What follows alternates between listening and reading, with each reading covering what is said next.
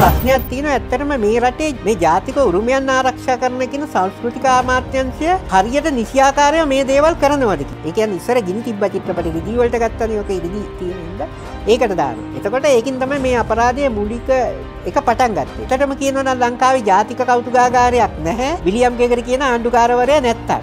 එතුමා ඒක කරේ නැත්තම් අද අපිට පිච්චමල් පූජා කරන්න තැනක් නැහැ. වඳුර ගෙවල් හදන වගේ වැඩේනේ. මේ සිනමා කෞතුකාගාරය කරොත් ලෝකයේ මේක අවධානය යොමු කරගන්න පුළුවන්. එතකොට අපිට විදේශ ආදායමත් වෙනවනේ.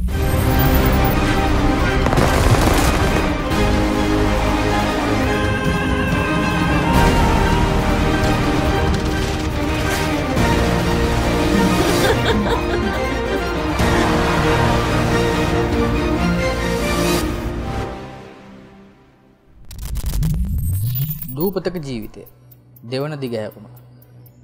අද අපිත් එක්ක එකතුලා ඉන්නවා විශේෂ චරිතයක්. සාමාන්‍යයෙන් සිනමා අධ්‍යයනය, ලාංකීය සිනමා අධ්‍යයනය කරන කෙනෙක් නම් ඔබ මේ චරිතය නොහුරු වෙන්න බෑ. ඔහුව ගොඩක් අය දන්නේ සිනමා සංරක්ෂකයෙක් හැටියට. හැබැයි ඊට වඩා එහාට ගිය භූමිකා කිහිපයක් මොහු සතුව තියෙන. ඉතින් අද පිළිගමු අපේ ආරාධිතය හේමප්‍රිය කණ්ඩම්බි මහතා. ආයුබෝවන් කියලා පිළිගන්න ඔබතුමා. ඔබේ කලාවේ ආරම්භය සම්බන්ධව උගදෙනෙක් ලොකු දැනුමක් නැහැ. ඔබව ගොඩක් අය අඳුනන්නේ සිනමා සංරක්ෂකයෙක් හැටියට. හැබැයි අපි දන්නවා ඔබේ එතනින් එහාට භූමිකා කිහිපයක් තියෙනවා. ඉතින් අපි එතනින්ම ප්‍රවිෂ්ටයක් ගමුකෝ අපේ කතාවට. මම මේ කියන්න ඕන මගේ තාත්තා සංගීත ගුරුවරයෙක්. එතකොට අපේ නිවසේ නිතරම සංගීතය තමයි තියෙන්නේ. ඒක මොකද තාත්තා පන්තිත් කරා. ඉතින් අපි මේ සංගීත පවුලක් තමයි අපේ ගෙදර තියුණේ. ඊට පසුව මං කුඩාවදියේ පාසල් යනකොට ගුරුතුමිය මගේ කතිකත්වය ටිකක් දැකලා කතා කළා මේ එයා මාව කතික තරගයකට දාන කුඩාවදියේදී. ඊට පස්සේ ගුරුතුමිය මාව ගෙදෙට්ට ගිහිල්ලා නිවසට ගෙනහිල්ලා තමයි ගුරුතුමිය පුහුණු කරන්නේ. ඊට පස්සේ මං දකුණු පළාතේ සමස්ත ලංකා කතික තරගයෙන් දෙවනි ස්ථානයට එනවා. ඒකෙන් තමයි මං ඇත්තටම කලාවට යොමු වෙන්නේ. ඊට පස්සේ හුඟක්ම මගේ තිබුණේ පාසල් ජීවිතයේ කාර්මික පැත්ත තමයි මගේ දක්ෂතාවයේ තිබුණේ. ඒත් කලාව පැත්තේ තිබුණේ එක එක මට නිර්මාණ කරන්න පුළුවන් බෙස්පූන් හදන්න, ඒ වගේ කැටයන් කොටන්න, ඒ වගේ ඒවා පොඩි උඩ කාලේ ඉඳන්ම මට පුළුවන් හැකියාව තිබුණා. පාසලේ විද ප්‍රසංගයක් තිබ්බා. ඒකෙදී එක නාට්‍යයක් තිබුණා මේ ළමයි කරපු නාට්‍යයක්. ඒක ටිකක් මේ මට ඉංග්‍රීසි උගන්වපු ගුරුවරයා හිටියා. එයා මාත් එක්ක හුඟක් විහිළු තහළු කරන කෙනෙක්. එයා කරපු වැඩේ මේ ස්ටේජ් එකේ අයිනේ ඉඳලා අර චාලි චැප්ලින්ට වගේ වෙච්ච සිද්ධියක් මටත් උනා. උඹත් මොන හරි කරපන් කියලා මාවත් අල්ලු කරා ස්ටේජ් එකට, වේදිකාවට. ඊට පස්සේ මට කිසිම දැනුමක් මුකුත් තියුණේ නැහැ. මම යම්කිසි දේවල් කරාම මුළු අර ඉඳපු ළමයි ඔක්කොම hina වෙන්න ගත්තා. ඊට පස්සේ තමයි මම ওই නළුවෙක් කියන එකට ආසාව ඇති වුණේ. එතකොට හික්කඩුව කියන එක නගරේ එච්චර දියුණු නගරයක් නෙමෙයි. එතන සිනමා ශාලාවක් තිබ්බා මේ ක්‍රීඩාංගනේ. ඒකේ තිබුණේ අර ටෙම්පරරි පෙන්නන මේ සිනමා ශාලාවක්. ටෙන්ට් සිනමා කියන්නේ ඒකේ. ඒකේ ගිහිල්ලා අපේ මාමලා හුඟක් චිත්‍රපටි වලට හුඟක් පිස්සුව තියුච්ච කට්ටිය. ඉතින් ඒගොල්ලෝ මාව චිත්‍රපටි බලන්න එක්කන් යනවා. ඉතින් ඒකෙදි තමයි මට මේ සිනමාව ගැන හුඟක් ආස හිතුනේ මේක කොහොමද මේක කාර්මික පැත්ත ඒ විදිහට කරන්නේ කොහොමද කියලා. මොකද අපේ තාත්තා දක්ෂ කාර්මික ශිල්පියෙක් සංගීතය වගේම. මම උසස් පෙළ දක්වා ඉගෙන ගත්තා. ඉගෙන ගන්නකොට මට හිතුණා මට මේ කලාවට යොමු වෙන්න පුළුවන් නම් හුඟක් හොඳයි කියලා. එතකොට මේ මැන්ඩිස් කියලා ගුරුවරයෙක් හිටියා. එයා කැලණි විශ්වවිද්‍යාලේ ඉගෙන ගනිපු කෙනෙක්. එයා පොත්පත් පහුගිය දවස්වල ලියලා තියෙන පසු කාලීන. එයා මට හඳුන්වලා දුන්නා ගාමිණී හත්තොටුවේ ගමස. ඉතින් ගාමිණී හත්තොටුවේ ගමස කියන්නේ මාක්ස් ආදී අදහස් තියෙන හොඳ ගති පැවතුම් තියෙන චරිතයක්. එයා තුලින් මම වීදි නාට්‍ය කලාවට යොමු වුණා. ඒ වගේම තමයි කණ්ඩමි මහත්තයා දැන් ඔබ සිනමාවට ඇලුම් කරන කෙනෙක් වගේම සිනමා නළුවෙක් විදියටත් විටක දායක වෙලා තියෙනවා. උදාහරණයක් විදිහට සෝමරත්න රාමනායක මහත්තයාගේ ජය කොතනද චිත්‍රපටයේ ඔබේ භූමිකාව. ඒ ගැන පොඩ්ඩක් අපි විස්තරයක් කරමු. ඔව් මෙහෙමයි. ජය කොතනද කියන චිත්‍රපටියට ඒක පටන් ගත්තේ මේ මුලින්ම ජයපිට ජය කියලා නමකුත් දාලා තිබ්බ නම් කිහිපයක් තිබුණා ඒ ෆිල්ම් එකට මුලින්. ඔකට පත්තරේ දැන්වීමක් දාලා තිබුණා සරසවි පත්තරේ. මම ඒ කාලේ සරසවි අරගෙන කියවන විතරම ඊට පස්සේ මම ඒකට පෝස්ට් කාඩ් එකක් දැම්මම මාව තෝරගත්ත විශේෂයෙන්ම මොකද මම කොළඹ පරිසරයේ ජීවත් වෙන හින්දා ඒක මහවැව තමයි ඒකේ රූපගත කිරීමක් කරේ. ඉතින් ඒකට සම්මුඛ පරීක්ෂණයක් තිබ්බා. සෝමරත්න රාමනායක මහත්මයා මාව තෝරගත්තා ඒකේ මේ රංජන් රාමනායක මහත්මයත් තෝරගත්තා. එතකොට මමයි රංජනුයි මුල්ම යාළුවෝ දෙන්න හැටියට මම කොළඹ හිටියේ. ඒ හින්දා රංජන්ට හුඟක් උමනා වුණා මමත් එක්ක සම්බන්ධතාව පවත්වන්න. යාට කොළඹ කවුරුත් හිටියේ නැති හින්දා. ඉතින් ඊට පස්සේ රංජනුයි මමයි යා මගේ මේත් එක්ක තමයි හුඟක් ඇසුරු කරේ ඒ කාලේ.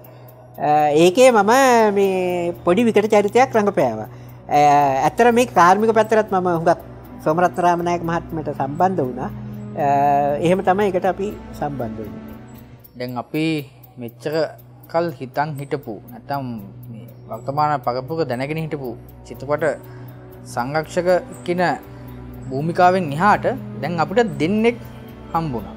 කාර්මික ශිල්පියෙක්, නළුවෙක්. දැන් ඊළඟට තියෙනවා තවත් භූමිකාවක් ඔබතුමාගේ. අධ්‍යක්ෂණය සම්බන්ධ. අපි ගැනත් පොඩ්ඩක් මතක් කරමු. මෙහෙමයි මම දැන් මේ මට චිත්‍රපටි දැන් හැමෝම කියන ආධුනික කට්ටිය මුගක් ආවම අපිට මෙහෙම කැපිල්ලක් තියුණා අපි කැපුවා එහෙම කතා ගොඩක් කියනවනේ. මට හැබැයි ශාස්ත්‍රයේ එහෙම දෙයක් නම් කවදාකවත් සිදු වෙලා නැහැ. මොකද මේ මගේ මං එක එක දක්ෂතා මං ඉගෙන ගත්තා. මම ගොඩක් දේවල් ඉගෙන ගත්තා. මම දක්ෂතා තියෙන කෙනෙක් කියලා මම කියන්නේ නැහැ. මම දේවල් ඉගෙන ගත්තා. දැන් මම චිත්‍රාගාරයකට ගියත් ඒකින්න කාර්මික ශිල්පීන් අධ්‍යක්ෂකවරු කවුරු වුණත් ආවත් මාත් එක්ක හිතවත් වෙන ඒ ක්‍රමයක් තිබ්බා. ඉතින් ඒගොල්ලෝ මාව සම්බන්ධ කරගත්තා. එතකොට මම දිනේෂ් පිරසාත් සමග දෙමතර පාලමේ වැඩ කරා. අපාය තප්පරා 84000ක් චිත්‍රපටියේ වැඩ කරා. ඒකේ මම සහාය අධ්‍යක්ෂකවරයෙක්, ස්පෙෂල් විශේෂ ප්‍රයෝග ශිල්පියෙක්, කලා අධ්‍යක්ෂකවරයෙක්, විශේෂ සූක්ෂම ප්‍රතිරූප නිර්මාණ ශිල්පියෙක්. ඒ වගේ දේවල් මට කරන්න මේ අර නිදහසේ ලැබුණා. මම කරන එකක් ඒ අධ්‍යක්ෂකවරයා වුණත් පිළිගන්නවා. මට එහා ඒගොල්ලෝ කතා කරන්න යන්නේ නැහැ. එතකොට දැන් මම එන්.වී. බාලන් මහත්මයාත් එක්ක වැඩ කරා චිත්‍රපටියේ. ඉතින් මට ඒකින් ගොඩක් මේ සහයෝගයක් ලැබුණා. දැන් ගාමිණී පොන්සේ වගේ දැවැන්ත චරිතයක්.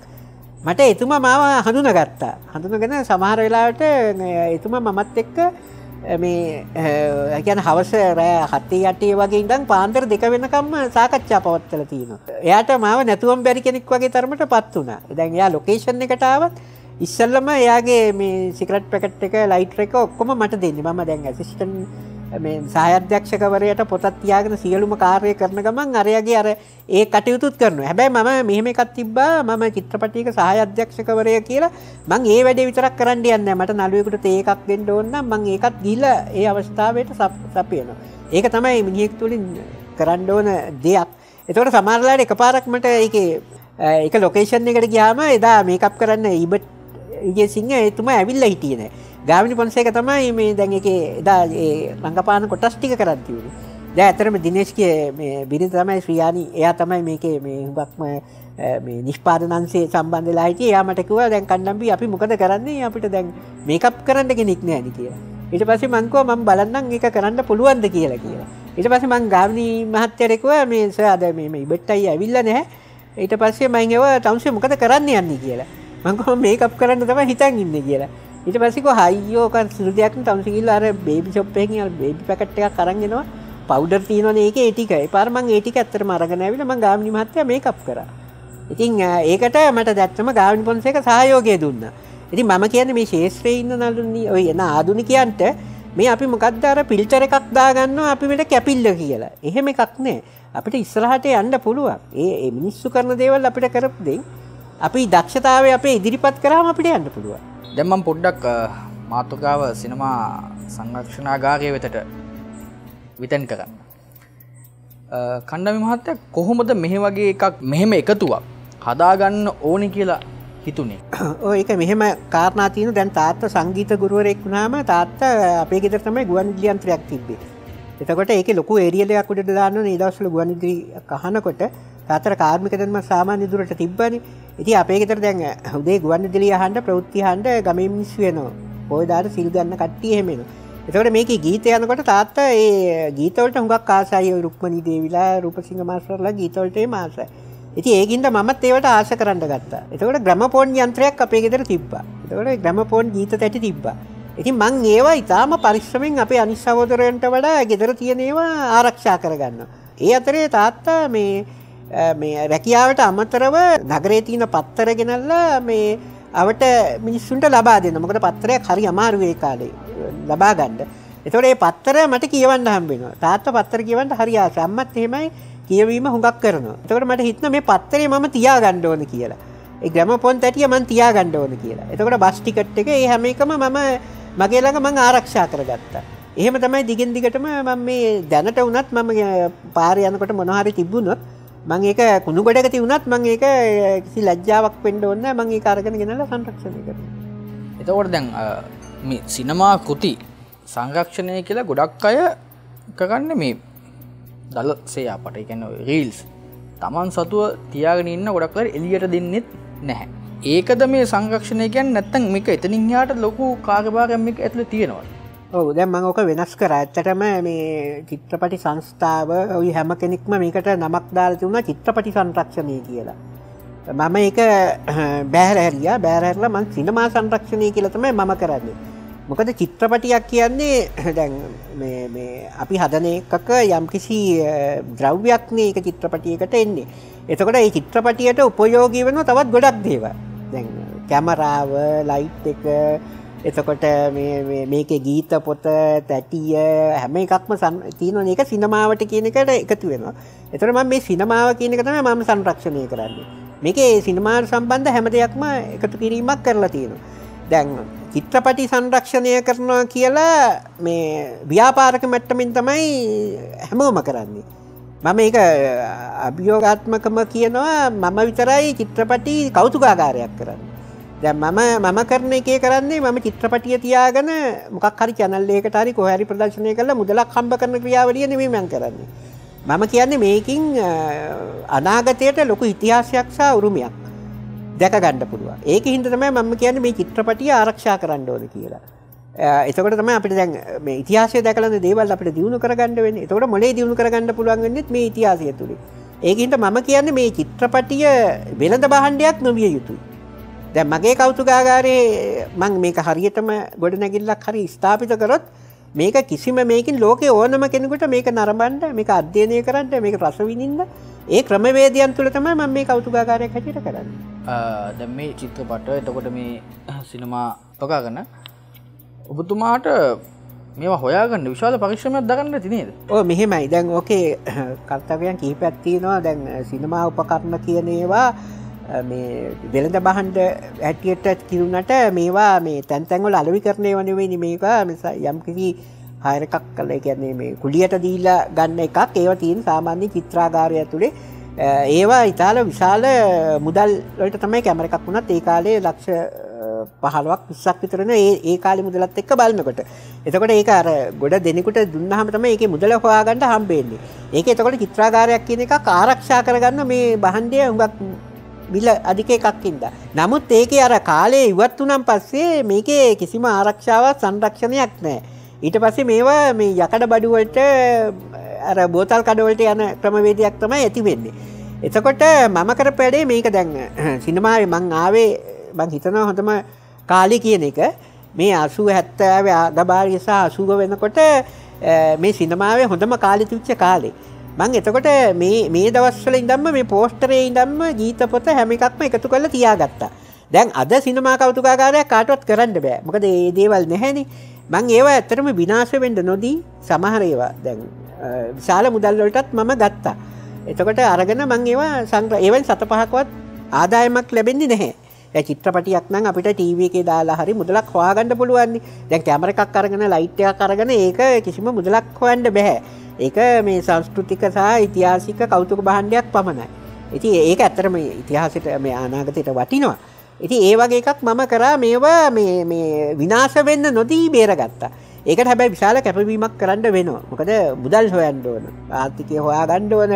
මේක මේ කියන්නේ මේ නමට කිලටි නාමක් නොගෑවෙන්න කෙරෙන්න ඕන. මේක නැත්තම් හොර භාණ්ඩයක් කියලා මේක නීතිය ප්‍රශ්න වලට පැටලලා යනවා. ඉතින් ඒක හින්දා මේකට ඇත්තටම මට උමනා වුණා නීතිය ඉගෙන ගන්න. ඒක හින්දා මම මේ සිනමා කෞතුකාගාර නීතියම පදනමකටම සකස් කරා. ඔබතුමාගේ නම් මෙතන අපිට පේනවා සිනමා සංරක්ෂණයක් අපි වචනේ පරිසමාප්තක් තියෙන. හැබැයි තව සමහරු මේ චිත්‍රපට සංරක්ෂණය කරනවා කියලා පිටපතක් එළියට ඒ කියන්නේ අපි අධ්‍යයන කටයුත්තක් සඳහා එළියට දාගන්න දෙන්නේ නැතුව කියන්නේ පෞද්ගලික දේපලක් විදිහට තියාගෙන ඉන්නවනම් තනි අයිතියක් බවට පත් වෙලා තියෙනවනේ මේක. ඒ සම්බන්ධව ඔබේ අදහස කොහොමද? ඒක මෙහෙම මේ ක්‍රියාවලි කීපයක් තියෙනවාක දැන් අපිට අර්ථකථනය කරන්න. එකක් තමයි දැන් මේ චිත්‍රපටි සංරක්ෂණයක් කියන ක්‍රමවේදයක් රජයකින් කරේ නෑ. ඒක තමයි බරපතලම ගැටලුව. ඉතින් රජයකින් කරත් මේක රජයක නිලධාරියෙක් ඉන්නවනේ මේකට කැපවීමෙන් කරන කට්ටිය. දැන් මේක රැකියාවක් හරියට කරන කෙනෙකුට මේ සිනමාවක් කියන එකක් සංරක්ෂණය කරන්න බෑ. මොකද දැන් මේ කෞතුකාගාරයක තියෙන භාණ්ඩයක් අපි කියමුකෝ පුස්කොළ පොතක් හෝ සෙල්ලිපියක් සංරක්ෂණය කරන්න පුළුවන්. ඒකට රැකියාවක් හැටියට කරන කෙනෙකුට කරන්න පුළුවන්. සිනමාපටයක් කියන එක එහෙම කරන්න බෑ. දැනුමක් අවශ්‍යයි. දැනුමක් අවශ්‍යයි. මොකද පරිසරයත් එක්ක කාලයත් එක්ක අපි දේශගුණයත් එක්ක විවිධ විපර්යාස වලට මේක හානි වෙනවා. ඉතින් ඒක හින්දා මේකේ නිරත වෙලා එන පුද්ගලයා මේකට කැප වෙලාම ඉන්න ඕන. ඉතින් ඒක හින්දා මේක රජයක් කවදා කිසිම දාක මේ ඉස්සර කරෙත් නැහැ. දැන් කරන්නෙත් නැහැ, අනාගතේ කරන්නෙකුත් නැහැ. ඒ කියන්නේ මේ යන ක්‍රමවේදයට දැන් සිනමා සංරක්ෂණාගාරයක් රජයකට පටන් ගත්තොත් හිස් බිල්ඩින් ගොඩනැගිල්ලක් තමයි තියාගන්න වෙන්නේ. මොකද චිත්‍රපට ටික සංරක්ෂණය කරගත්තේ නෑනේ. දැන් පුද්ගලික මට්ටමින් හරි දැන් ඔබතුමා හඳුන්වන කට්ටිය හරි යම්කිසි ප්‍රමාණයකින් ටිකක් සංරක්ෂණය වුණා. ඒක අපි නැහැ කියලා මම ප්‍රතික්ෂේප කරන්නේ. නැත්නම් ඒකත් නැති වෙනවා. තේරුණාද? එතකොට ඒගොල්ලෝ හැබැයි ඒගොල්ලෝ කරනවා ඒගොල්ලෝ ළඟ මගේ ළඟ විතරයි මේ භාණ්ඩය තියෙනවා කියලා ඒකට වැඩි මිලක් අය කරගන්නවා. දැන් මගේ ළඟ විතරයි මේ චිත්‍රපටිය තියෙන්නේ. හැබැයි මම දෙන්නේ මට මෙච්චර ඕන. එතකොට එක වතාවක් පෙන්වන්න මුදල් හම්බ කිරීමේ ක්‍රමවේදයක් කරන්නේ. හැබැයි ඒ මුදල් වලින් මේගොල්ලෝ මේ චිත්‍රපටි සංරක්ෂණය කරන්නේ. එතන වැරද්දක් තියෙනවා. මම කියන්නේ මේක සංරක්ෂණය කරලා තියන්න ඕනේ. මොකද මේක නිර්මාණයක්නේ. මේක එක්කෙනෙක් කරන එක වැඩක් නෙමෙයි. අධ්‍යක්ෂකවරයා, නළු නිලියෝ සියලුම කට්ටිය කැප වෙලානේ කරන්නේ. සමහර වෙලාවට දැන් ඒක සම්මාන දෙන විදිහට බලන්න දැන් අධ්‍යක්ෂකවරයාට සමහර වෙලාවට සම්මානයක් දෙනවා. සමහරලාට අධ්‍යක්ෂකවරයා නැහැ කලා නිර්මාණයට සම්මානයක් දෙනවා කලා අධ්‍යක්ෂකය. ඇයි? කලා අධ්‍යක්ෂකවරයා තුල විශේෂ කුසලතාවයක් තිබිලා තියෙනවා. අන්න ඒවනේ අපිට හඳුනා ගන්න පුළුවන්. එතකොට මේකේ ඇතුලේ ඉන්න දක්ෂතා තියෙන කට්ටිය ගොඩක් ඉන්නවා. නේද? එතකොට ඒකින් තමයි පරපුර බිහි කරගන්න පුළුවන්. දැන් මිනිස්සුන්ට අධ්‍යාපනයක් නැතුව දෙයක් කරන්න බෑනේ. දැන් හැම දෙයකම මේ කලාව කියන එක ගැබ් වෙලා තියෙන්න ඕන. නැත්තම් කවදාකවත් යහපත් සමාජයක් ලෝකෙ දිනු කරන්න බෑ. කලාව හැමතැනටම මූලික වෙන්න ඕන. මූලික වෙන්න ඕන. මේක මේ ඇත්තම කියනනම් මේ මිනිසාට අවශ්‍ය කරනම දෙයක්. එතකොට මේ කලාව කියන එකේ විශිෂ්ට එකක් තමයි සිනමා කලාව. මොකද අපිට නාට්‍යයක් වීඩියෝ කරලා තිබුණොත් දැන් බලා ගන්න පුළුවන්. නමුත් නාට්‍යයක් අපිට නැතුව බලන්න විදියක් නෑනේ. දැන් සිනමාව කියන්නේ එහෙම නෙමෙයි තාක්ෂණික ක්‍රමවේදයේ හැමදාම තාක්ෂණය තුලින්ම දකින්න ඕනේ. ඉතින් ඒකින්ද ඒක ආරක්ෂා කරලා තියාගන්නම ඕනේ. ඇත්තටම මම කියන්නේ දැන් මේ රටේ පෙළපාලි යනෝනේ හැම එකටම. මේකට පෙළපාලි ගිහිල්ලා මේක සංරක්ෂණය කරන්න ඕන කියලා කරන්න ඕන සමාජයක් ඉන්න ඕන. නැත්තම් මේක නැතුනොත් මේ ලෝකෙම රටේම විතරක් නෙමෙයි මේ මිනිස්සු විනාශ වෙනවා. තේරුණාද? මේක දැකලා තමයි හදන්න පුළුවන්. ඔව්. ඒ වගේම තමයි මට දැන් එතනින් මට මතක් වුණා ඊට කලින් අපි අහපු ප්‍රශ්නයකට පොඩි කෑල්ලක් ඔබතුමාගෙන් ගන්න. මම හිතන්නේ ඒක දැන් මෙතනට මැච් වෙනවා. හේතුව අර ඔබතුමා කරපු නාට්‍ය සින්දුවක් තිබ්බා. ඒ සින්දුවේ එක පසු කාලීනව ඒ සින්දුව මම හිතන්නේ වර්සස් දෙකක් තමයි ඒ සින්දුවට ඇතුළත් උනේ. ඒකේ නැති ඒ කියන්නේ කතා නොකරපු තව වර්ස් එකක් තියෙනවා. මම හිතන්නේ ඒ වර්ස් එක මෙතනට ගැලපෙනවා මේ සංවාදය ඊටු ටික කන්ටිනියු කරගන්න. අපි ඒක ඇල්ලත් පොඩ්ඩක් කියමුකෝ. 80 ගණන් වල අගභාගයේ තමයි නාට්‍ය මම ලිව්වේ අපේ රාජ්‍යය කියලා. මම සෙන්සර් බෝඩ් එකට දැම්ම මේ රැගුම් පාලක මණ්ඩලයක. ඒතකොට ලයිත්ස් මෛත්‍රීපාල තමයි ඒකේ සභාපතිවරයා හිටියේ. මම ගිහිල්ලා දුන්නාම එතුමා මේ පිටපත සම්පූර්ණ කියුවා. එතුමා කියුවා. කියවලා කිව්වා මේ මම ওই ළමයට කියන්නේ මේක තහනමට ලක් වෙන නාට්‍යයක්. ඒකින්ද මේක කරන්න එපා කියලා. කියලා එතුමා මට අවවාදයක් දුන්නා. ඊළඟට ඔයාට මගේ තියෙන ගරුත්වය හින්දා තමයි මම ඒක කියන්නේ කියලා. ඔයාගේ ජීවිතයේ තිබුණොත් මෙයාට දෙයක් කරන්න පුළුවන් කියලා කිව්වා. මොකද ඒ අවස්ථාවේ රටේ තිබිච්ච දේශපාලන වාතාවරණය හොඳ නැති හින්දා. නමුත් මට එක නාට්‍යයක් කරන්න වුණා. මම ඒක ලයිත්ස් මෛත්‍රීපාල මහත්මයන් කියලා අවසරයක් ගත්තා. මේ මොකද මම ටිකට් එකුන්ලා මේ ටවර් රඟහලා මේ මම ඒක වෙන් කරවගෙන තියුනේ. ඒක කරන්න ඕන හින්දා ඒක කිව්වා දර්ශනයක් පෙන්වන්න කියලා. ඒකේ තියුනේ අර ඔළුව තදට නරක් වෙච්ච මිනිසුන් පිරිසක් නැදිච්ච අරුම පුදුම රටක් තියෙනවා. මේ රටේ මිනිස්සු තනිකර කෙලින්නේ පිස්සු කියලා. ඕකේ ඊට පස්සේ ওই නාට්‍ය තහනම් කරාට පස්සේ පසු කාලීනව ඒක දීපාල් සිල්ලට දීලා ඒක ලිව්වේ කේඩී නිකලස් මහත්මයා. ඒ ගීතය ලිව්වේ. ඇත්තට මේක රාත්‍රී කාලේ තමයි නිකලස් මහත්තයා මම කතා වෙලා එතුමා ලිව්වේ ගීතය. දීපාල් සිල්ලා කියපෙන් හුඟක් ජනප්‍රිය වුණා ලංකාවේ. හැබැයි ඒක එක පේලියක් අත්තරලා තිබුණා. ඒ පේලිය තමයි නැගලා හා ශාන්තරේ රැගෙන හිඟන පාත්තරේ ලෝකෙ වටේ හිඟමන් යනවා. හිඟමනට ලැබෙන දේසුමිතුරේ සොමියට වැය වෙන අතරේ නම්බු කටුව බල්ලට යනවා. ඇත්තටම දැන් මේක ජනාධිපතිතුමා වුණත් මේක මේ වචන ටික ඇහුවනම් එතුමට වුණත් පැහැදිලි වෙයි දැන් මේ රටට අපි කරන්න ඕන මොන වගේ දෙයක්ද කියන එක. දැන් අර ඒ කාලේ තිබුණ ආදී සිංහලුන් කියන ගීතය ඉතාම ජනප්‍රිය වුණා. ඉතින් අපේ මේ රටේ තියෙන ඒවා දේවල් රැකගෙන කරන්න පුළුවන් කියන එක මම කියන්නේ ඒකයිම. දැන් ඔබතුමාට වුණත් මම කියන්නේ මේ සිනමා කෞතුකාගාරය ගොඩක් විද්වතුන් බල්ලා කිව්වා පිටරටකවත් ලෝකේ මේ වගේ බහණ්ඩ තොගයක් තියෙන කෞතුකාගාරයක් නැහැ. මේක කරන්න පුළුවන් ලෝකයේ අංක 1 කෞතුකාගාරයක් බවට පත් කරන්න පුළුවන්. එතකොට අපිට පුළුවන් විදේශිකයන් මෙහාට ගෙන්න ගන්න.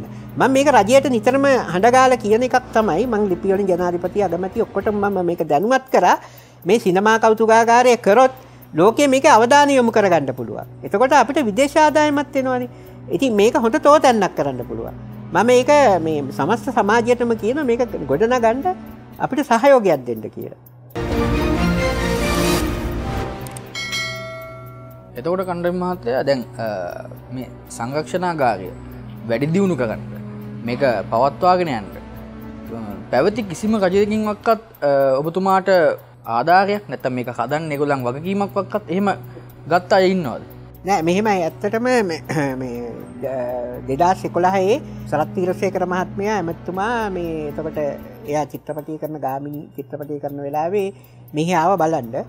බල්ලා එතුමා මේක මේ විමුතියකට පත් වුණා. පත් වෙලා කිව්වා ඇත්තටම මේ ඔයා ඉන්න ඕන තැනක නෙමෙයි ඉන්නේ මේක ඊටාම වටින එකක් කියලා එතුමා ඒක පිළිගත්තා.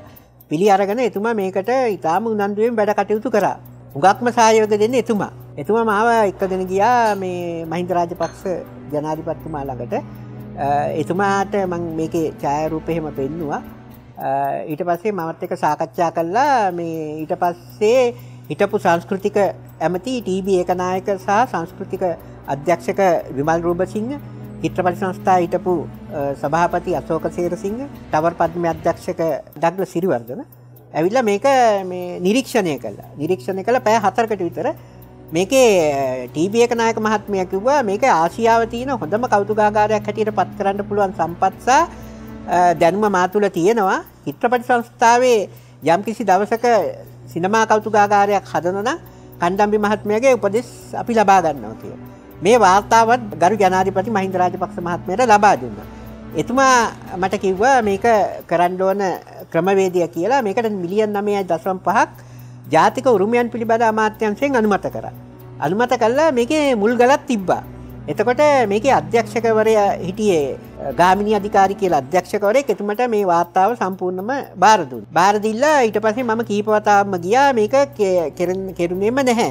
ඊට පස්සේ 2015 යහපාලන රජයේ එනකම්ම මේකේ ගොඩනැගිල්ලක් හැදුන්නේ නැහැ. මේකට උපරිම සරත් වීරසේකර මහත්මයා උනන්දු වුණා. නමුත් ජනාධිපතිතුමා මේක අනුමත කළා තිබෙද්දි ජාතික උරුමයන් කියන එකකින් මේක කෙරුන්නේ නැහැ. ඉතින් මට අහන්න එක ප්‍රශ්නයක් තියෙනවා. ඇත්තටම මේ රටේ ජාතික උරුමයන් මේ ජාතික උරුමයන් ආරක්ෂා කරන කියන සංස්කෘතික අමාත්‍යාංශය හරියට නිසියාකාරව මේ දේවල් කරනවද කියලා. තේරුණාද? ඒගොල්ලෝගේ මේකේ කැපවීමක් උනන්දුවක් එහෙම තිබුණා නම් මේ ගොඩනැගිල්ල මෙලහට හදලා ඉවරයි. ඊට පස්සේ යහපාලන ආණ්ඩුව ආවා. ආවහන් පස්සේ මෛත්‍රීපාල සිරිසේන මහත්මයාට ලියුම් කීපයක් යොමු කරා. නමුත් ආයි සරත් තීරසේකර මහත්මයා මේ මෛත්‍රීපාල සිරිසේන මහත්මයා හම්බෙලා ලිඛිතව ලියුමක් අරන් සංස්කෘතික අමාත්‍යාංශයට යොමු කරා. නමුත් ඒක කිසිම දෙයක් කෙරුන්නේ නැහැ. පස්සේ මම සංස්කෘතික ඇමති සජිත් ප්‍රේමදාස මහත්මයාට ලියුම් ලිව්වා. නමුත් යහපත් ප්‍රතිචාරයක් ලැබුණේ නැහැ. ඉතින් දැන් බලනකොට මම මේ නැවත මේ රජයපත් වුණාම මම නැවත ජාතික උරුමයන් පිළිබඳ අමාත්‍යාංශය දැන් නැහැ. සංස්කෘතික අමාත්‍යාංශයට අනුබද්ධ කරලා තියෙන්නේ. ඒක ගිහිල්ලා බලනකොට දැන් ඉන්නේ නව අධ්‍යක්ෂකවරයෙක්. එතුමා හැබැයි හුඟක් උනන්දු වුණා මේ වැඩේට දැන් ඉන්න අධ්‍යක්ෂකවරයා. නමුත් ඒ වාර්තා ඔක්කොම අතුරුදහන් කළා. ඉතින් කොහොමද බලන්න උරුමයක් රටේ ආරක්ෂා කරගන්නේ කියන්නේ? ආයෝජකයෙක් හෝ සංරක්ෂණාගාරයක් මහා පරිමාණයෙන් ආරම්භ කිරීමට පුද්ගලික සමාගමක් හෝ නැත්නම් පුද්ගලික ගැනුම්කරුවෙක්. ඒගොල්ලන්ගෙන් එහෙම ආරාධනා හරි යෝජනා හරි ඇවිල්ලා තියෙනවද ඔබතුමාට? ඔව් මේක මෙහෙමයි ලොකු ව්‍යාපාරිකයෝ හැම කීප දෙනෙක් මට කතා කරලා තියෙන කීප වතාවක්ම. ඉතින් මේක මම කියන්නේ මේක මේ කලාවක්නේ. මේක සංස්කෘතියට සම්බන්ධ එකක් මේක මේ මිනිසාගේ මනස යහපත් තැනකට ගණ්ඩ පුළුවන් හොඳම තෝතැන්නක්. ඉතින් මේකින් ඒ ව්‍යාපාරිකයෝ කතා කරන්නේ මේක ව්‍යාපාරික මට්ටමකට හරවන්න. එතකොට මේක එක පැත්තක සිනමා කෞතුකාගාරයක් අනිත් පැත්තේ මේ ක්ලබ් එකක් ඒ විදිහට කතා කරන්න තමයි ගොඩක් කට්ටිය කතා කරන්නේ. සමහර කට්ටිය කතා කරනවා අවුරුදු 50කට ඒගොල්ලන්ට භාගයක අයිතිය දෙන්න. එතකොට එහෙම වුණාම මේක මේ කලාවක් හැටියට කරන්න පුළුවන් වෙන්නේ නැහැ. මම කියන්නේ මේක සමස්ත සමාජයටම අපි එකතු වෙලා දැන් අපිත් මිය යනෝනේ. දැන් මිය යනවා කියන එකට මිනිස්සු බයයිනේ. දැන් මිය යනවා. මිය ගියාට පස්සේ දැන් ඕගොල්ලෝ පරම්පරාව තමයි මේක ඉදිරියට ගෙනියන්න තියෙන්නේ. ඊට පස්සේ ඔය ඕගොල්ලෝගේ ළමයි. ඒගොල්ලන්ට තමයි මේක අවශ්‍ය වෙන්නේ. දැන් ඔබ හිතන්න මෙහෙම එකක්. එදා සීගිරි හරි රුවන්වැලි සෑය හරි හදලා නොති වුණා නම් දැන් ඒ රජවරු පුද්ගලිකව දේවල් හදාගෙන භුක්ති විඳින්න හිටියනම් අද සමස්ත සමාජයකට අද අපේ නව පරපුරට නෑනේ බලන්න දෙයක් නෑ. දැන් ඒගොල්ලෝ සංස්කෘතියක් යම් කිසි දෙයක් ඉතුරු කරලා තියෙනවනේ. එතකොට අපිට උරුමයක් වෙලා තියෙනවා. මම කියන්නේ දැන් අපිටම ඇත්තටම කියනවා නම් ලංකාවේ ජාතික කෞතුකාගාරයක් නැහැ. විලියම් ගේගර් කියන ආණ්ඩුකාරවරයා නැත්තම්. එයා තමයි අපිට ජාතික කෞතුකාගාරයක් හදලා දුන්නේ. එයා තමයි අපිට රුවන්වැලි සෑය හදන්නත් මූලික ආරම්භයට මුදල් යොදවලා තියෙන්නේ. ගෙගරි වැව. ඒක හැදුවෙත් එතුමා. ඒතකොට මේ රටට කොච්චර ඉතිහාසයක උරුමයක් අපිට එතුමා ලබා දුන්නද සංචාරකයෙක් කියන්නේ සුද්දෙක් වෙලා සිංහලෙන් කියනවා. නමුත් අපේ මිනිස්සුන්ට ඇයි මේ අපේ දේවල් රැකගන්න ආරක්ෂා කරගන්න උනන්දුවක් නැත්තේ? දැන් එදා ඒ විලියම් ගේගර් කියන ආණ්ඩුකාරවරයා පස් ගොඩක් වෙච්ච තිවිච්ච රුවන්වැලි සෑය නාරම්බිට සුමනසාර හාමුදුරුවෝ තමයි ඒකේ මූලිකත්වය දැරුවේ. එතුමා ඒක කරේ නැත්නම් අද අපිට පිච්චමල් පූජා කරන්න තැනක් නැහැ නේද? ඉතින් මම කියන්නේ දැන් මේ සිනමාව කියන එක 1947 නේ කඩවුණු පොරොන්දුව පටන් ගන්නෙ. එදා ඉඳන් අපේ දැන් එකතු කරපු දෙයක් දැන් ওই චිත්‍රපටි සංස්ථාවේ හරි කොහේ හරි නැහැනේ. දැන් ඒගොල්ලෝ කියනවා අපි කෞතුකාගාර හදනවා කියලා. අර දැන් වඳුර ගෙවල් හදනවා වගේ වැඩේනේ. දැන් මේ මගේ ළඟ දැනුමක් තියෙනවා. දැන් මම මරණට පස්සේ මේ දැනුම නැහැනේ. මගේ ළඟ සම්පතක් තියෙනවා. දැන් මේකින් ප්‍රයෝජනයක් ගන්න මේ සමස්ත සමාජයම දැනගන්න එපා. හරිනම් මහත්මයා මේකයි. දැන් ජනාධිපතිතුමා ළඟට මම යන්න ඕනේ නැහැ. ජනාධිපතිතුමා දැනගන්න ඕන මේ වගේ කරන මිනිහෙක් ඉන්නවා. මේ මිනිස්සගෙන් වැඩක් අරන් රටට පෙන්වන්න. එතකොට මේක ලෝකෙටම ව්‍යාප්ත කරන්න පුළුවන්. ඒක තමයි මම කියන්නේ රටේ නායකයෝ දැනගන්න ඕන මේ මිනිස්සෙක් දක්ෂතාවයක් තියෙනවා නම් එයා ළඟට ඇවිල්ලා දේවල් කරන්න. දැන් සාමාන්‍යයෙන් ওই පොඩි දෙයක් කරාම ඒක ලොකුවට හිතලා විශේෂ දේවල් කරනවා. ඒක මං යටිඅර්ථය ඔබතුමාට කියන්න ඕනේ නෑනේ. නමුත් මේක දැන්ට විශ්වවිද්‍යාලවල උගන්වන්න සිනමාව උගන්වන්න ආයතනයක් නෑ. දැන් ඔබතුමාම මගෙන් අහන්න ඇයි සිනමාව මේ බිඳ වැටලා තියෙන්නේ කියලා. කොහොම ආයතනයක් උගන්වන්නේ? නිකන් අර මන්මුලා වෙච්ච කට්ටිය සිනමාවක් හදන්න ගිහිල්ලා සමස්ත සිනමාව විනාශ කරනවා. මං කියන්නේ දැනුම නැති කට්ටිය ඉන්නවා කියලා දැනුම ඇති කට්ටිය ගොඩක් ඉන්නවා දක්ෂයෝ. ඒගොල්ලන්ට තියන්න අත්වලක් දෙන්න ආයතනයක් තියෙන්න එපා. දැන් අපිට දෙයක් දැක්කහම තමයි ඒක අපිට නිර්මාණය කරන්න ආසාවක් ඇති වෙන්නේ. නොදක කරන්න බෑනේ. ඉතින් ඒක හින්දා මම කියන්නේ මේ රටේ ජනාධිපතිතුමා, අගමැතිතුමා, සංස්කෘතික ඇමතිතුමා, සංස්කෘතික අමාත්‍ය අධ්‍යක්ෂකවරු මට මේ සම්මාන දෙන්න ඕනේ නැහැ කොට කෑලි. මට ඊට වඩා වටිනවා ඒකට යන මුදල මේක නඩත්තු කරන්න මට දෙනවනම්. එතකොට මම පෙන්නනවා මේක හදලා මේ සමාජය ගොඩ ගන්න පුළුවන්. මොකද අද මේ තරුණ පිරිස් ඇත්තටම යන පාර බලන්න මග අද මගක් කියා දෙන්න හොඳ සමාජයක් නෑනේ. ඇත්තම කියනවා නම් හිස් මිනිස්සු ටිකක් තමයි තියෙන්නේ. අර මගේ මේ ඔළුව රතර නරක් වෙච්ච එක පදයකුත් තියෙනවා. එකෙක් නගිනකොට ඉහළට ඇහි කටු ඇනේ යනිකට ඇද බිම එලයි පහලට නිස්ව සුදුස්සෝ වෙනකොට පුස්සෝ වැඩ දෙනවා යමරකට සෙතක් වෙයිද එහෙම රටකට. තේරුණාද? දැන් පුස්සෝ වැඩ දෙනවා මේ දක්ෂතා තියෙන මිනිස්සු හංගගෙන ඉන්නවා. දැන් මං ගැන මේ රටේ ඉන්න සියලුම විපක්ෂය, පක්ෂය, විරුද්ධ පක්ෂය, සංස්කෘතික අමාත්‍යාංශය ඔක්කොම දන්නවා. කවදාකවත් මගේ නමක් කොහෙදී හරි සඳහන් වෙලා තියෙනවද ඒගොල්ලෝගේ තැනක? කොහෙවත් කියනවද? දැන් ඔබතුමා අදහන සංස්කෘතික අමාත්‍යාංශයෙන් ගිහිල්ලා සිනමා සංරක්ෂණාගාරයක් ලංකාවේ තියෙනවද කියලා? මේක දැනගත්තත් කියන්නේ. ඇයි මේ වගේ මේ වෛරය කරන මිනිස්සු බිහි කරන්නේ? කලාව තියුන් නම් ඕක වෙන්නේ නෑනේ. කලාවෙන් ඕක ඉවත් කරනවා. ඉතින් කලාව තමයි මං කියන්නේ මිනිසාගේ ජීවිතය අවශ්‍ය කරන ප්‍රධානම උපකරණය. මොනව දේ කරත් වැඩන්නේ ආර්ථිකය නගා හිටවන්න ඔක්කොම කිව්වත් වැඩක් නැහැ කලාවක්. ඔව් ආර්ට් එකක් තියෙන මිනිස්සුන්ට කෝකකමක් ඇති වෙන විදියක් නැහැ. කෝකකමක් තියෙන විදියක් නැහැ. ඒක තමයි මම කියන්නේ. අර මම මුලින්ම ඔබතුමාට කිව්වේ දැන් ගොවියෙක් පුට කුඹුරක් කොටන්නත් කලාවක් තියෙන්න එපා. බලන්න කුඹුරකට ගියාම කොච්චර ලස්සනද කියලා. ඒක කලාවක්. එතකොට වෛද්‍යවරයෙකුට ශෛල කර්මයක් කරන්න බෑ කලාවක් නැතුව. එහෙම මෙහෙන් අපිට දැන් මහා මිනිහත් මැරෙනවනේ. නේද? ඒක හින්දා අපි කියන්නේ දැන් මේ දේ ආරක්ෂා කරගන්න ඕනේ. මම දැන් එතනින් චිත්‍රපට හා ඔබතුමාගේ මේ එකතුව ළඟට එන්නම් පොඩි අපි කතා කරපු මාතෘකාවෙන් පොඩ්ඩක් පිටපැන්න. දැන් ඔබතුමා ළඟ කොච්චර එකතුවක් විතර තියෙනවද අපිට සම්මාන ගණන එකකොත් මේ චිත්‍රපටි එහෙම? මෙහෙමයි. දැන් ඕක මහත්මයා ඇත්තටම මම අවුරුදු 40ක් තිස්සේ මේක කරන්නේ. මේක ඔබතුමාත් පුදුමයට පත්වේ. මොකද මේකේ සිනමා විතරක් නෙමෙයි බස් ටිකට් එකද ලොතරැයි එකද මුදල් නෝට්ටු කාසිද චෝල කාලයන් ඉඳන් මුදල් නෝට්ටු කාසිත් මම එකතු කරලා තියෙනවා. ඊළඟ කාර්යය තමයි දැන් අපිට මේ කලාවේ මුලින්ම ආරම්භ වෙන්නේ ටවර් හෝල් ඉතිහාසයෙන්නේ. දැන් ඒ යුගයේ දැන් ජෝන් ද සිල්වා ටාෂ් ඩැස් වගේ ප්‍රවීණයන්ගේ ඉතිහාසයත් මගේ ළඟ තියෙනවා. දැන් ඒව ඇත්තටම වැළලිලා ගිහිල්ලා තියෙන්නේ. දැන් ටවර් හෝල් පදනමක් තියෙනවා අපේ. ඒකටත් මේක දැන් හොඳ මේ ප්‍රයෝගී කරගත්නම් හොඳ අවස්ථාවක් හොඳ උපකරණ ටිකක් මගේ ළඟ තියෙනවා. දැන් ලංකාවේ පළවෙනියෙන්ම ගීත තැටිය පවා මගේ ළඟ තියෙනවා. ඉතින් මම කියන්නේ ඒකයි දැන් මේක හැංගිච්ච ඒවා ගොඩක් තියෙනවා. දැන් විශ්වවිද්‍යාල ළමයෙක් ගත්තොත් ප්‍රශ්න ටිකට පිළිතුරු ලියලා උපාධියක් ගන්න තුල මේ වගේ දෙයකින් දේවල් ඉගෙන ගත්තොත් කොච්චර සමාජයක් බිහි කරන්න පුළුවන්ද? දැන් කණ්ඩායම මහත්තයා දැන් අපි දන්නවා චිත්‍රපට කාලෙන් කාලට දැන් 35mm වලින් ආපු චිත්‍රපට පසු කාලීනව මේක ඩිජිටල් මාධ්‍යයට කන්වර්ට් වෙනවා. ඒ කියන්නේ උදාහරණයක් විදිහට DVD තැටි වලට එනවා. අපිට මෙතනින් එහාට දැන් ලෝකෙ පාවිච්චි වෙනවා ෆිල්ම් රීස්ටොරේෂන් කියන එක.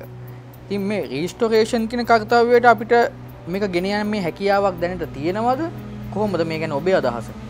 මෙහෙමයි. ඕක දැන් අපි මූලික ආරම්භයක ගමු. ඒ කාලේ චිත්‍රපටි නයිට්‍රේට් කියන එකකින් තමයි හැදුනේ.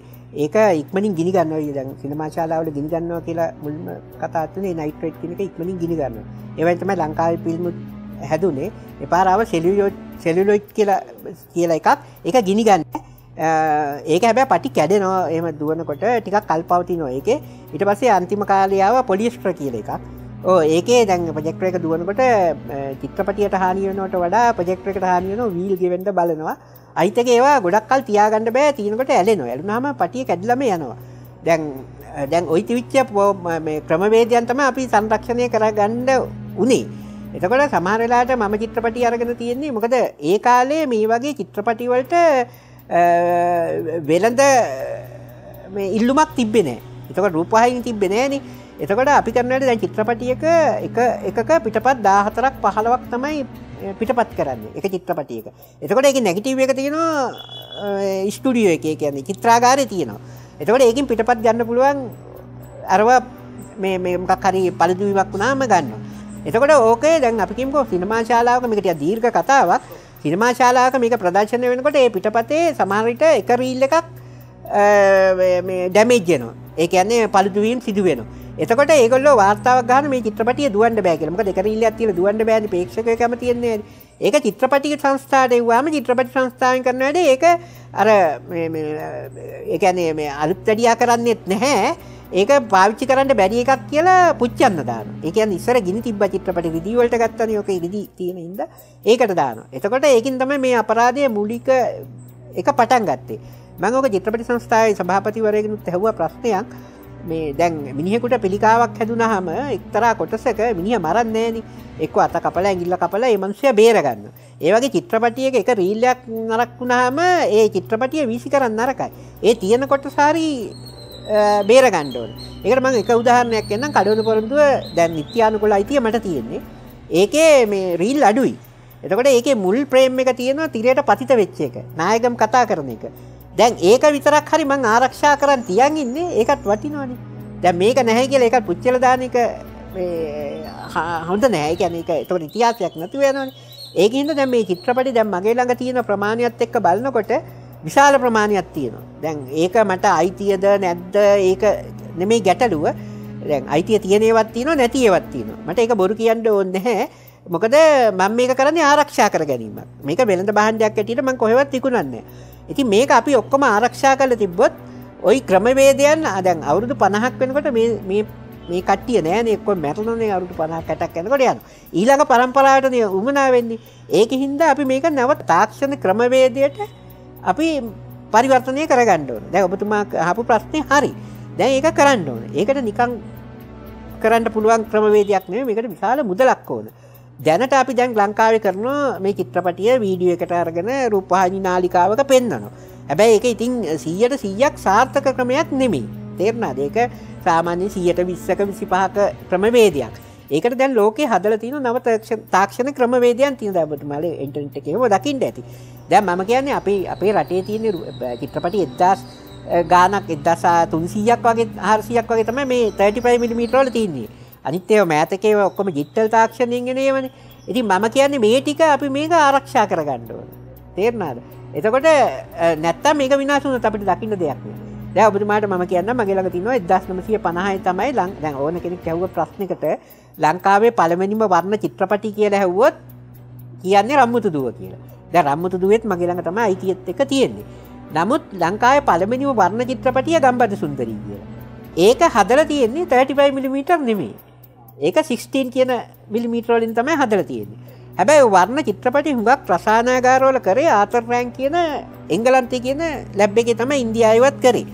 එතකොට මේ 16 එක දැන් ඔය ෆිල්ම් වල ගොඩාක් තියෙනවා මේකේ ගොඩාක් කතා කරන්න ගොඩක් ඒවා තියෙනවා 35mm එක හැදුවේ නෙගටිව් වලින්.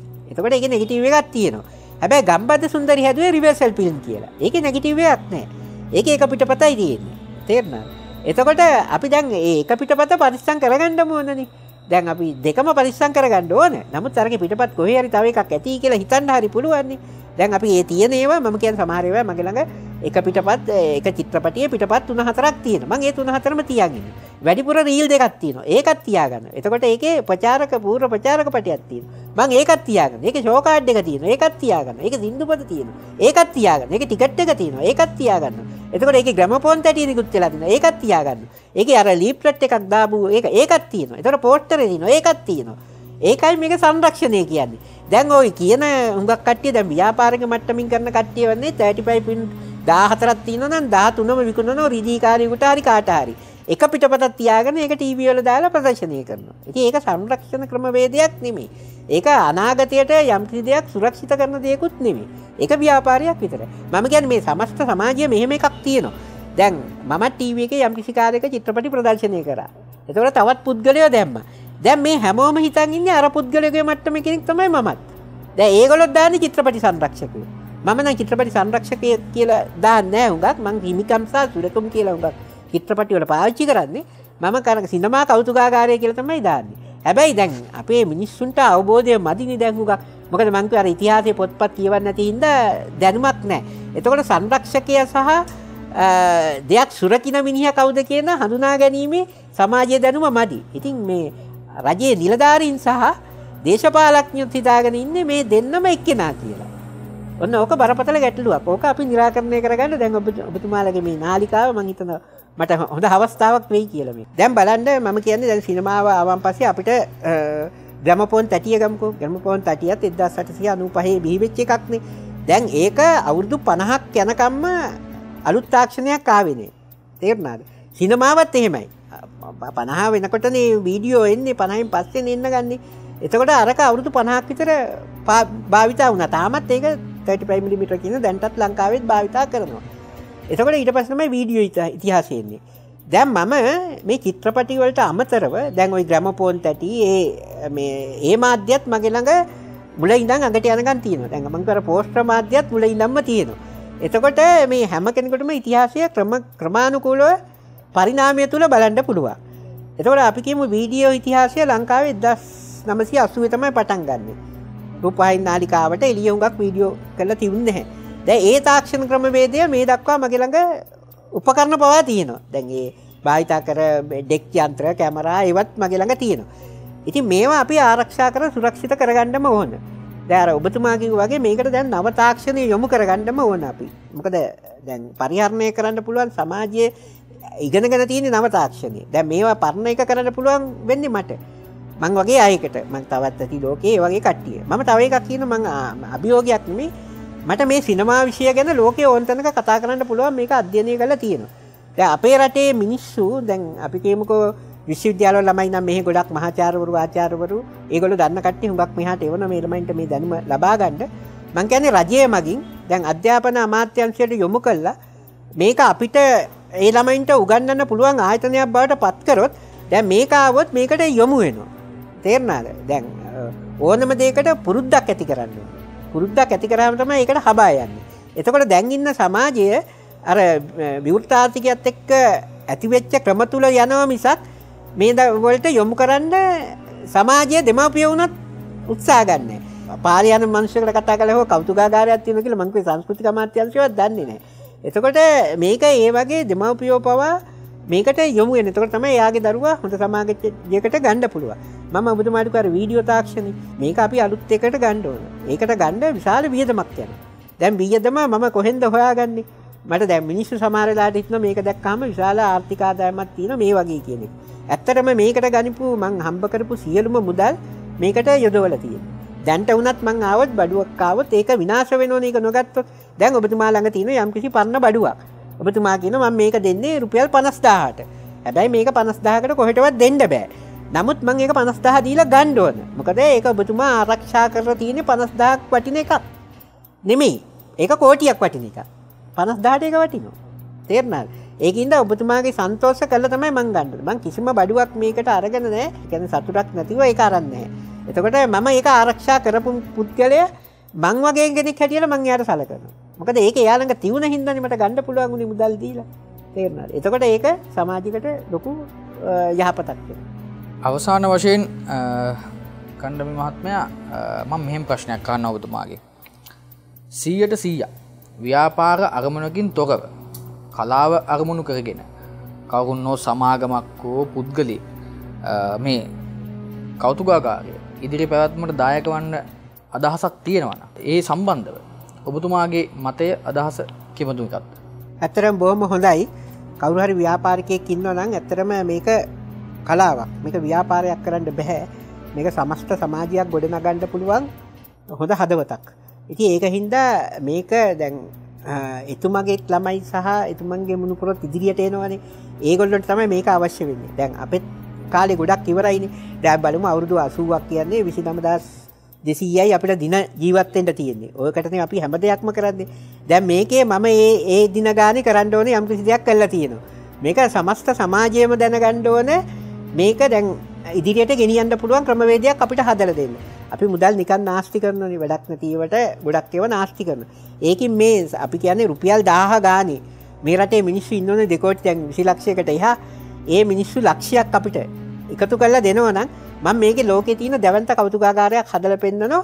ඒක ලෝකෙටම විතරක් නෙමෙයි මේ ලංකාවේ හොඳම සමාජයක් බිහි කරන්න පුළුවන් මිනිස් කොට්ටාසියක් බිහි කරන්න හොඳ විශ්වවිද්‍යාලයක් මම හදලා දෙනවා. මට ඒක කරන්න පුළුවන්. දැන් ඔබතුමාලා මේ කරපු පටිගත කිරීම සමස්ත සමාජයක් බැලුවොත් මං හිතනවා අඩුම ගානේ දෙන්නෙක්වත් හැදෙයි.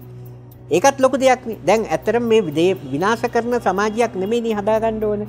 දැන් අපි කියමු අපි කාක හරි රජයක් එක්ක අරගලයක් තියෙනකොට අපි මොකක් හරි දේපලක් විනාශ කරනවා. ඒ තරහට විනාශ. ඒ විනාශ කරන්නේ අපේම මුදල්නේ. තේරුණාද? එතකොට ඒව නැති වෛරය ක්‍රෝධය නැති වෙන්න කරන්න පුළුවන් එකම දේ කලාව.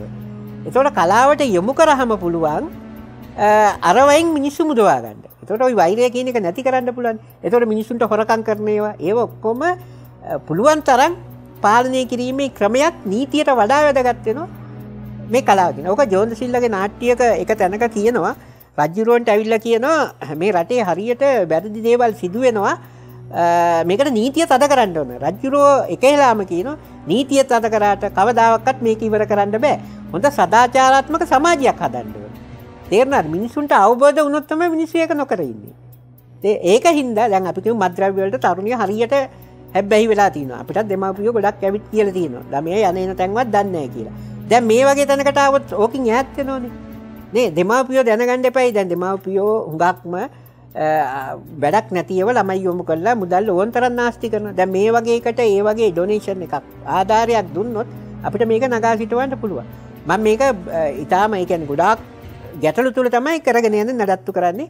මේකට සහයෝගය දෙන්නේ අත්‍තරම බොහොම අල්පයක් වගේ සුළු පිරිසක් විතරයි. ඉතින් මේකේ තව එකක් කියන්න තියෙනවා මහත්මයා.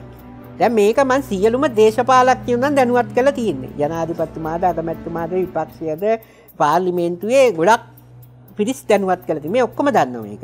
එතකොට මේකේ චිත්‍රපට සංස්ථාවේ සියලුම දේනා දැනුවත් කරලා තියෙන්නේ. එතකොට සංස්කෘතික අමාත්‍යාංශය දන්නවා.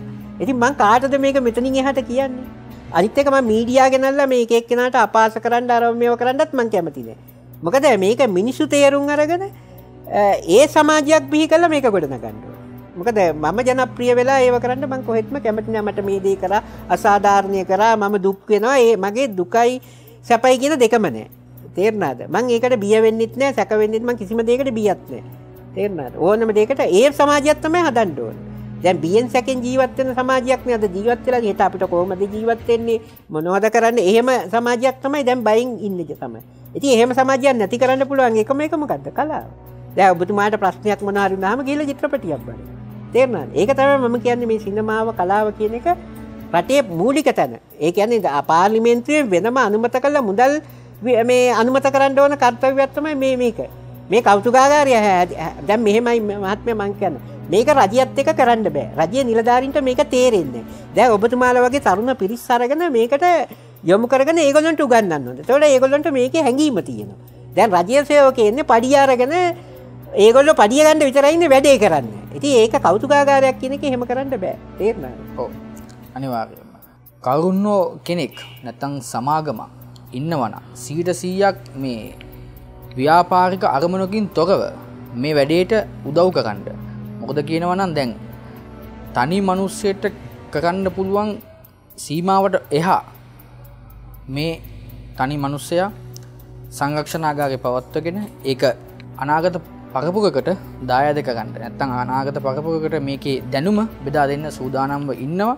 ඉතින් කලාවට සම්බන්ධ, කලාවට ආදරය කරන, සිනමාවට ආදරය කරන හැමෝටම විවෘත ආරාධනාවක් කරන්න කැමති මේ සංරක්ෂණාගාරය, මේ කෞතුකාගාරය තවදුරටත් තව අවුරුදු 50කට, තව අවුරුදු 100කට ඉදිරි පරම්පරාවල් වලට දැකගන්න, දැනගන්න, දැකබලා ගන්න, මේක පවත්වාගෙන යන්න උදව් කරන්න.